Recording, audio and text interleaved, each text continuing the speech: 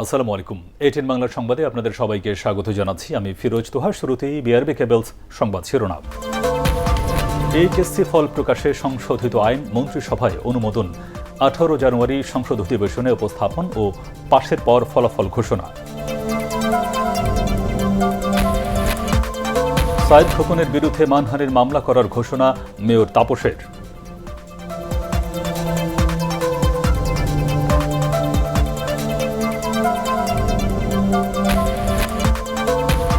Digital Bangladesh নির্মাণের সবচেয়ে বড় সুফল এসেছে করোনাকালে। প্রত্যন্ত অঞ্চলে ইন্টারনেট সংযোগ ও অনলাইন সেবা সহজলভ্য করার তাগিদ বিশেষজ্ঞদের। শুনছিলেন বিআরবি কেবলস সংবাদ শিরোনাম। এবারে বিস্তারিত। উন্নয়নশীল দেশের সব শর্ত পূরণ করেছে বাংলাদেশ, মন্ত্রিপরিষদ সভায় একথা জানিয়েছেন প্রধানমন্ত্রী শেখ হাসিনা। সচিবালয়ে মন্ত্রিপরিষদের নিয়মিত সভা অনুষ্ঠিত হয়। গণভবন থেকে ভিডিও কনফারেন্সের মাধ্যমে সভায় যুক্ত হয়ে প্রধানমন্ত্রী আরও বলেন, দীর্ঘমেয়াদে রাষ্ট্র পরিচালনার দায়িত্বে আছে আওয়ামী লীগ, তাই বিশ্বের কাছে দৃষ্টান্ত স্থাপন করতে সক্ষম হয়েছে।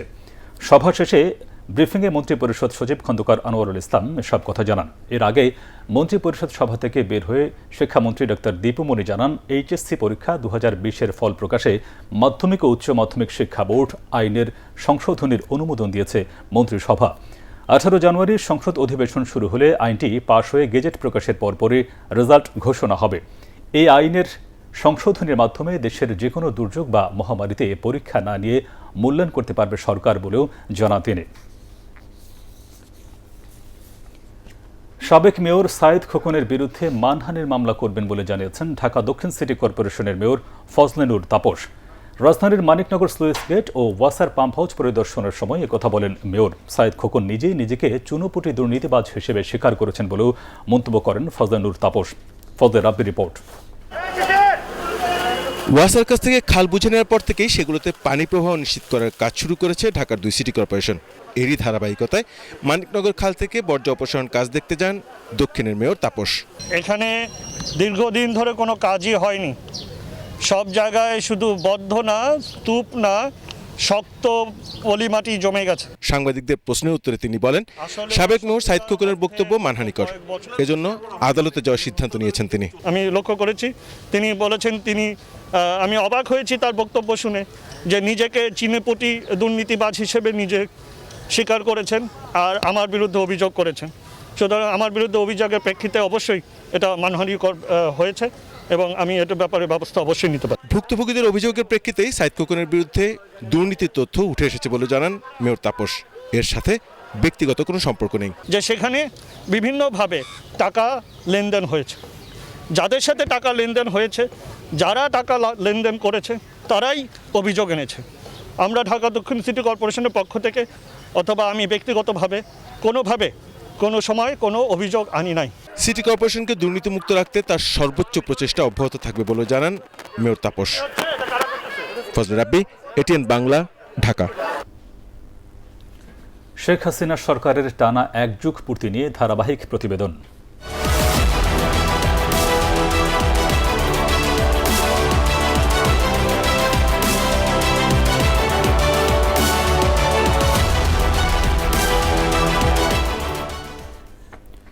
ডিজিটাল বাংলাদেশের অবকাঠামো নির্মাণের সবচেয়ে বড় সুফল এসেছে মহামারী পরিস্থিতিতে। প্রযুক্তিকে হাতিয়ার করে করোনার প্রভাব মোকাবিলা সম্ভব হয়েছে বলে মনে করেন তথ্য ও যোগাযোগ প্রযুক্তি প্রতিমন্ত্রী জুনায়েদ আহমেদ পলক। তবে দেশকে পুরোপুরি ডিজিটাল করতে সুলভে প্রত্যন্ত অঞ্চলে ইন্টারনেটের সংযোগ এবং সব সেবা অনলাইনের আওতায় আনার তাগিদ বিশেষজ্ঞদের। একরামুল হক সাইমের রিপোর্ট। উন্নয়নের পথে দ্রুত অগ্রসরমান আধুনিক বাংলাদেশ।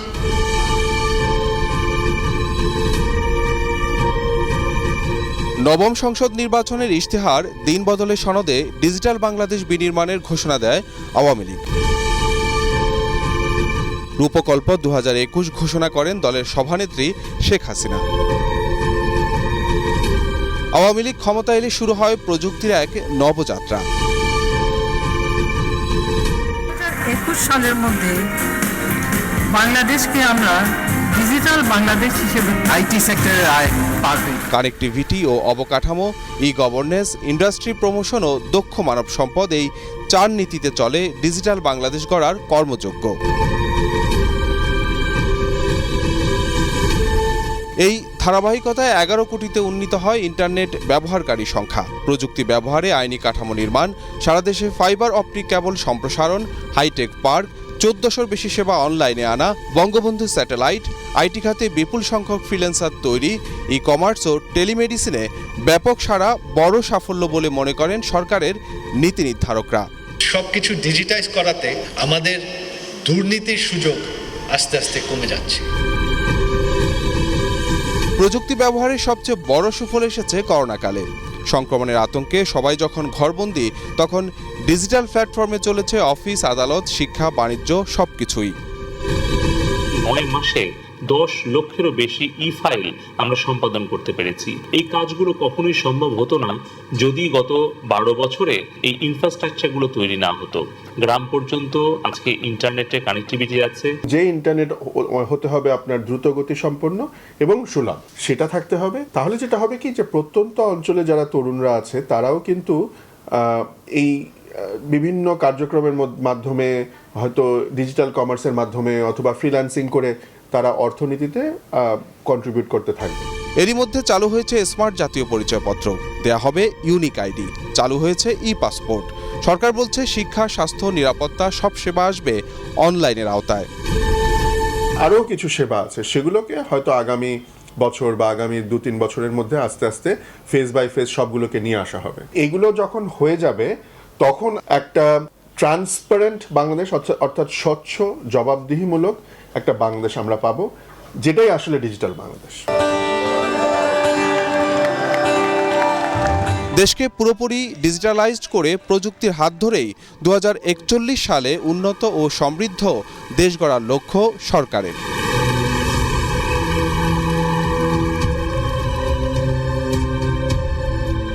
ইকরামুল হক সায়েম, এটিএন বাংলা, ঢাকা। নাটোরের সিংড়ায় ছাগল চুরির অভিযোগ এনে 2 স্কুল ছাত্রকে গাছের সাথে বেঁধে নির্যাতনের ঘটনা ঘটেছে। স্থানীয় মোস্তফা সর্দার ও সোহেল হোসেন নামে 2 ব্যক্তি ওই 2 ছাত্রকে নির্যাতন করে। ঘটনাটি সামাজিক যোগাযোগ মাধ্যমে ভাইরাল হলে সমালোচনার ঝড় ওঠে। নির্যাতিত শিশুদের পরিবার জানায়, রোববার দুপুরে সিংড়া উপজেলার বলিদহর বাজারে বাজার করতে যায় স্থানীয় হরদমা কারিগরি স্কুলের ছাত্র সাগর ও অন্তর। এ সময় মোস্তফা ও সোহেল তাদের বিরুদ্ধে ছাগল চুরির অভিযোগ এনে গাছের সাথে বেঁধে উপর্যুপরি মারধর করে। খবর পেয়ে তাদের অভিভাবকরা ঘটনাস্থলে গেলে তাদেরকেও নির্যাতন করে মোস্তফা ও সোহেল। পরে এলাকাবাসী তাদের ছাড়িয়ে স্থানীয় ক্লিনিকে ভর্তি করে। ঘটনাটি সামাজিক যোগাযোগ মাধ্যমে ভাইরাল হওয়ার পর গা ঢাকা দেয় নির্যাতনকারীরা। পুলিশ সুপার লিটন কুমার সাহা জানান, অভিযুক্তদের চিহ্নিত করে আইনের আওতায় আনা হবে।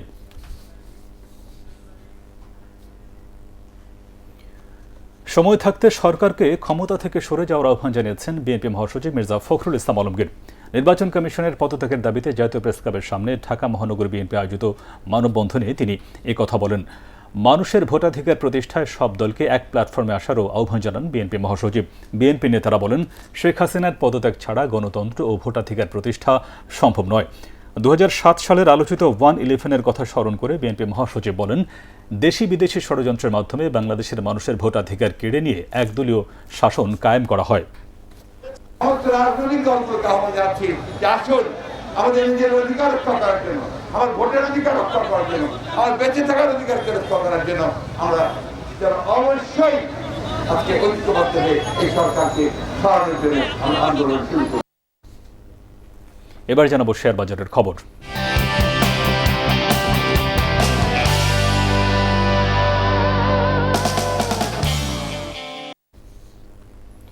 কনফিডেন্স সিমেন্ট লিমিটেড বিনিয়োগকারীদের জন্য 20% ডিভিডেন্ড ঘোষণা করেছে। এর মধ্যে 15% ক্যাশ এবং 5% বোনাস।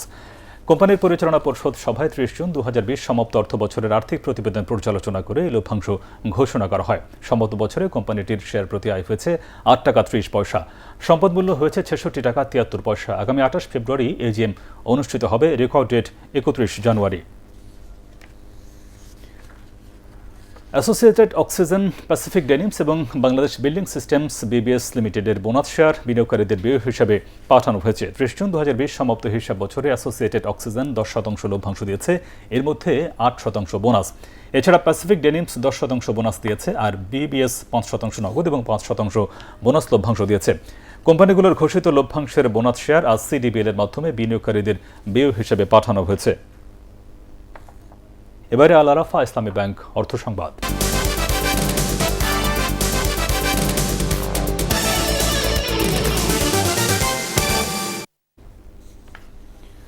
মাটি ছাড়াই চারা উৎপাদনে দারুণ সফলতা পেয়েছেন দিনাজপুর সদর উপজেলার বেলবাড়ি গ্রামের জামাল উদ্দিন। তার চারা দিনাজপুর ছাড়াও ঠাকুরগাঁও, পঞ্চগড়, নাটোর ও কুড়িগ্রাম সহ উত্তরের বিভিন্ন জেলার কৃষকরা নিয়ে যাচ্ছেন। নার্সারিতে তৈরি চারা সহজে মরে না এবং সবল, সতেজ, সেই সাথে ফলনের পরিমাণ দ্বিগুণ হওয়ায় কৃষকদের চাহিদা বাড়ছে। সরকারের সহায়তা পেলে সবজির চারার এই নার্সারিকে আরও বড় পরিসরে করার ইচ্ছা রয়েছে জামাল উদ্দিনের। এছাড়া ট্রে পদ্ধতিতে চারা উৎপাদনে তাকে বিভিন্ন রকম পরামর্শ ও উৎসাহ দিচ্ছে স্থানীয় কৃষি বিভাগ।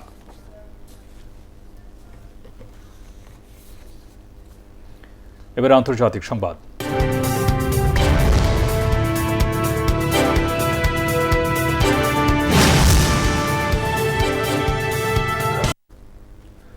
যুক্তরাষ্ট্রে প্রেসিডেন্ট হিসেবে মেয়াদ শেষ হওয়ার আগে ডোনাল্ড ট্রাম্পের বিরুদ্ধে অভিশংসনের প্রস্তাব কংগ্রেস উপস্থাপন করতে পারে ডেমোক্র্যাটরা।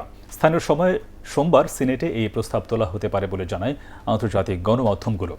প্রেসিডেন্ট হিসেবে ক্ষমতায় আর মাত্র 9 দিন বাকি থাকলেও এর আগেই তাকে পদটি থেকে সরিয়ে দিতে চাইছেন ডেমোক্রেটিক দলের সদস্যরা। তাদের এই সিদ্ধান্তে সায় দিয়েছেন রিপাবলিকান দলের কিছু নেতাও। গত সপ্তাহে দেশটির ক্যাপিটাল ভবনে ট্রাম্প সমর্থকদের হামলার পর এই উদ্যোগ নেওয়া হয়। আগামী 20 জানুয়ারি নবনির্বাচিত প্রেসিডেন্ট জো বাইডেন শপথ নেওয়ার আগেই ট্রাম্প দ্বিতীয় অভিশংসনের সম্মুখীন হতে পারেন। এবারের সন্ধানী লাইফ ইন্স্যুরেন্স কোম্পানি লিমিটেড বাণিজ্য সংবাদ।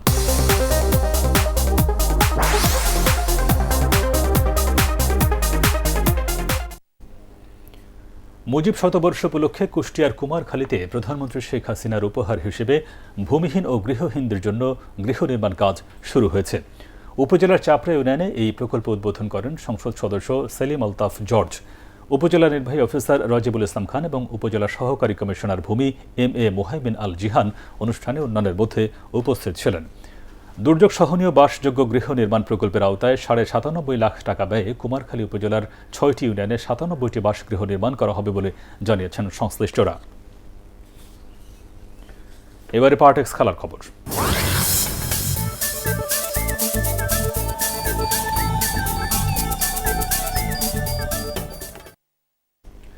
তেতাল্লিশ ওভার উইকেট আগলে রেখে অস্ট্রেলিয়ার বিপক্ষে ভারতকে পরাজয়ের হাত থেকে বাঁচিয়েছেন হনুমান বিহারী এবং রবিচন্দ্রন অশ্বিন।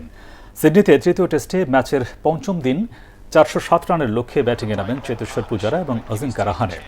এক পর্যায়ে প্রথম সারির 5 ব্যাটসম্যানকে হারিয়ে 272 রান তোলে ভারত। এরপর ষষ্ঠ উইকেটে 62 রান যোগ করেন ওই দুই ব্যাটসম্যান।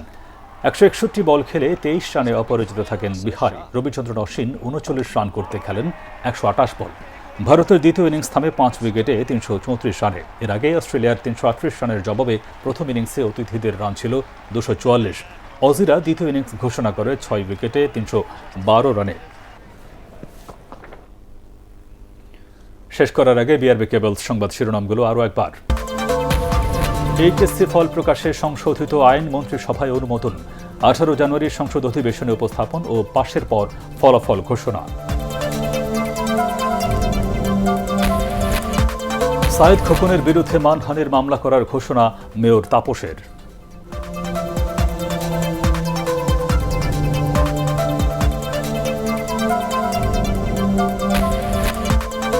ডিজিটাল বাংলাদেশ নির্মাণের সবচেয়ে বড় সুফল এসেছে করোনাকালে। প্রত্যন্ত অঞ্চলে ইন্টারনেট সংযোগ ও অনলাইন সেবা সহজলভ্য করার তাগিদ বিশেষজ্ঞদের। আর এই ছিল এখনকার মতো। রইল পরবর্তী সংবাদ দেখবার আমন্ত্রণ। দর্শক, করোনা ভাইরাসের সংক্রমণ থেকে নিজেকে সুরক্ষিত রাখতে অবশ্যই মাস্ক ব্যবহার করুন, বারবার হাত পরিষ্কার করুন। আর ATN বাংলা সংবাদ ইউটিউবে দেখতে ব্রাউজ করুন, youtube/ATN বাংলা নিউজ। ধন্যবাদ সবাইকে।